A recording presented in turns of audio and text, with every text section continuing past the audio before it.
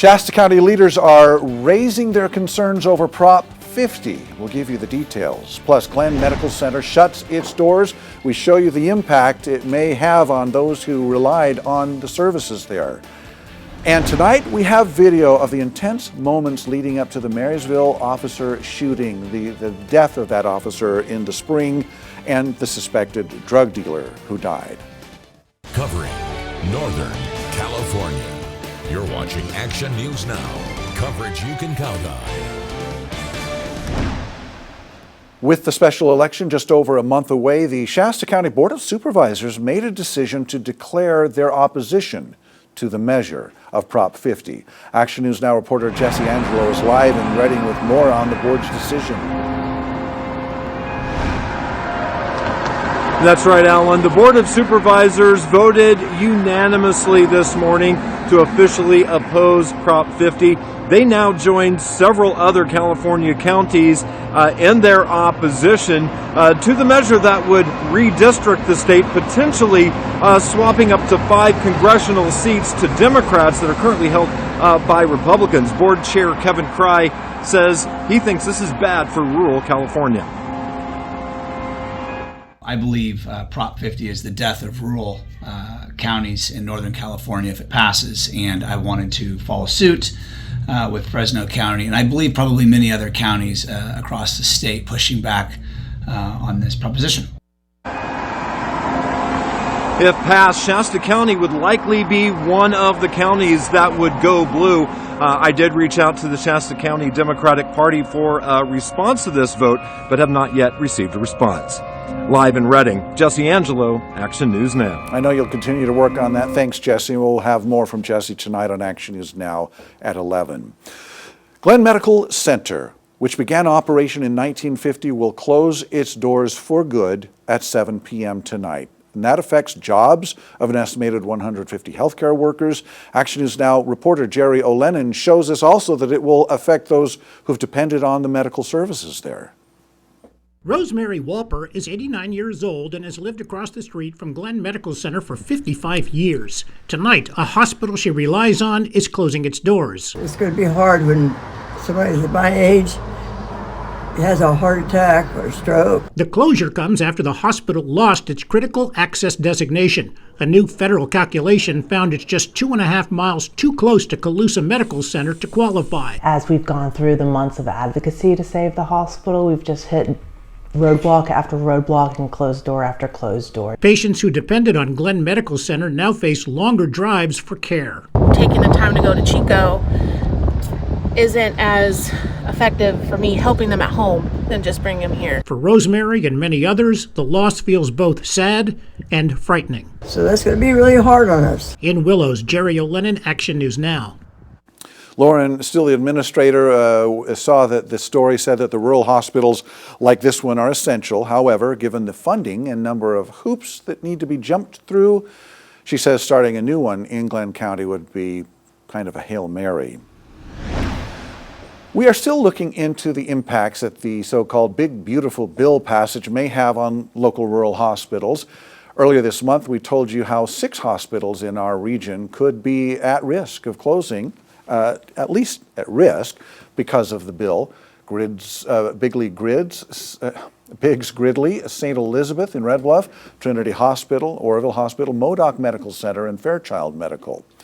St. Elizabeth and Modoc Medical have since told Action News Now that they have a plan to mitigate the impacts, for example, utilizing the fact that the bill also implements a rural health transformation program which provides $50 billion to rural hospitals over 5 years.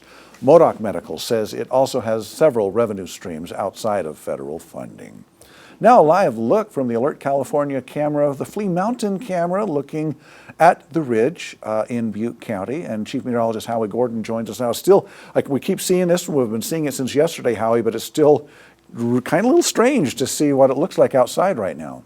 No, a lot different than the way what we're used to before we even reach October. But those storms have dropped down and they don't look to really move away for another maybe day and a half or so.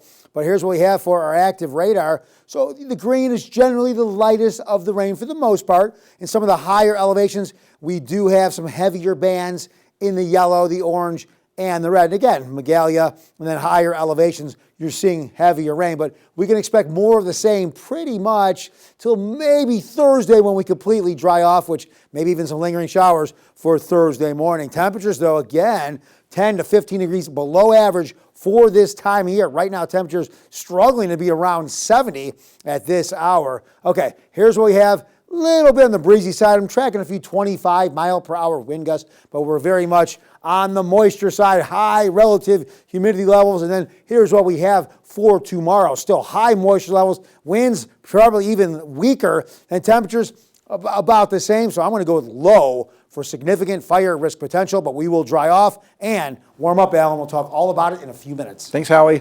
We are learning more about what comes next for flood prevention in Chico's 5-mile basin. We told you last week that Butte County Public Works has wrapped up its latest work there. Now, county crews cut a channel through the basin to divert water or help divert water to the Lindo Channel for the upcoming rainy season, but the work is not done yet. It is a start, and what they've done, but they just need to remove more material in order to make more room for the water, just to put it in the simplest terms. But it's not quite that simple. The county is coming up with a more permanent solution for long-term safety, which should take a few years. The current phase is aiming to help reduce the flood risk for about 2 to 3 winter seasons. The True North Housing Alliance's Howard Slater Navigation Center in Chico is getting closer to completion. The center is being built on the same site as the Torres shelter. And Action News Now reporter Sade Poulin joins us live from the center, where services are expected to begin this fall. Sade. That's right, Alan. Now, construction was scheduled to be finished in August, but with a few delays that have happened, construction is expected to be complete this fall with a ribbon cutting ceremony happening later on this year. This fall, the Howard Slater Navigation Center will open its doors to provide shelter, housing help, and homelessness prevention services across Butte County. Marketing Director Asia Bird says crews are installing flooring, cameras, and countertops. Brandon Slater, whose father, Howard, is the center's namescape, says he's ready to see it open. So we're just putting on the finishing touches. We have some paint that's being done, and the connection to the Torres shelter, between the Torres shelter and the Navigation Center, is being finalized. We also have Duke's Pet Park and Kennel that's opening at the same time, and so the fencing is being done with that. Yeah, I think that it's it's going to be a great place for a resource for people who are struggling, living on the streets, to come get access to resources available in the community. Kind of a drop-in service. I think it's. The True North Housing Alliance was gifted $415,000 towards the build, making them a step closer to reaching their goal of $2.5 million. Bird says that they hope to reach this goal by the end of 2025. Now, Bird tells me that regardless of the fundraising goal, they still plan to open the doors for the Howard Slater Navigation Center right behind me just this fall. Reporting in Chico, I'm Sade Poulin, Action News Now. It all sounds like good news. They still need to make more. Thank you, Sade. They need to raise more, I should say. But with these new donations, the Howard Slater Navigation Center now has $415,000 still to reach, getting much, much closer to get to their goal of $2.5 million. New tonight, we're investigating after some of you shared concerns about social media posts allegedly made by an Oroville City Elementary School Board member, Sandra Barnes. The post calls Trump supporters, quote, white supremacists, and calls them stupid, making comparisons to Nazis and fascism. We reached out to Spencer Holton, the district superintendent, who said, in part, recent statements made by a member of the school board on social media do not reflect the official position of the board or the school district. The individual was speaking on their own behalf and not as a representative of the board or the district. Now, we also reached out to Barnes herself, but her district-listed email address is not active. Keep in mind, though, that board members They're elected by voters, so they're not school employees. There is a special meeting, though, tomorrow at 5 p.m. in the boardroom at 2795 Yard Street in Oroville. Butte County supervisors today unanimously approved a letter of intent with the Paradise Irrigation District to pay for design costs for improvements to the Magalia Dam, particularly the Skyway roadway over the dam. We reported that yesterday about the proposal to address seepage issues and improve the road over the dam. Design costs are estimated at $350,000. People who live on the ridge have expressed support for the road expansion, widening of the road, because of its importance during evacuations and for bad weather. New tonight, we now have body cam video of the officer-involved shooting that left a suspect and a Marysville police officer, Osmar Rodarte, dead last spring. And a warning, you may find this difficult to watch.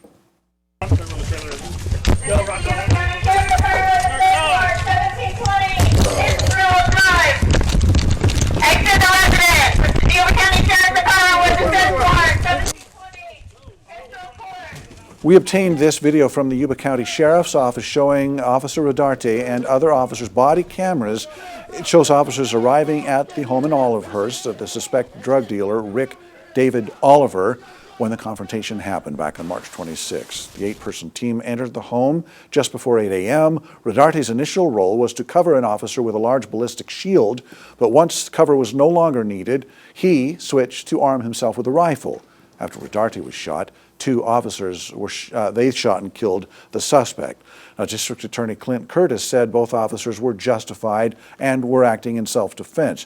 Curtis also spoke about the death of Rodarte during the incident and efforts to save his life. Short of there being an operating room in that house with a surgical team that was briefed ahead of time that they were about to have a patient that had a severely damaged left iliac artery, so that they could immediately go in and try to clamp it, there was nothing anyone could do to save Osmar's life. They did everything they could. A single bullet fired from Oliver's revolver hit Rodarte in the lower left abdomen, just below where his SWAT vest does not cover him. The confrontation lasted fewer than 10 seconds. The operation as a whole spanned 20 warrant searches spanning across Butte, Tehama, Yuba, and Sutter counties. Still to come, a big milestone for core Butte students. Their long-awaited sports ground is finally ready. We'll take you there with a live report in 2 minutes.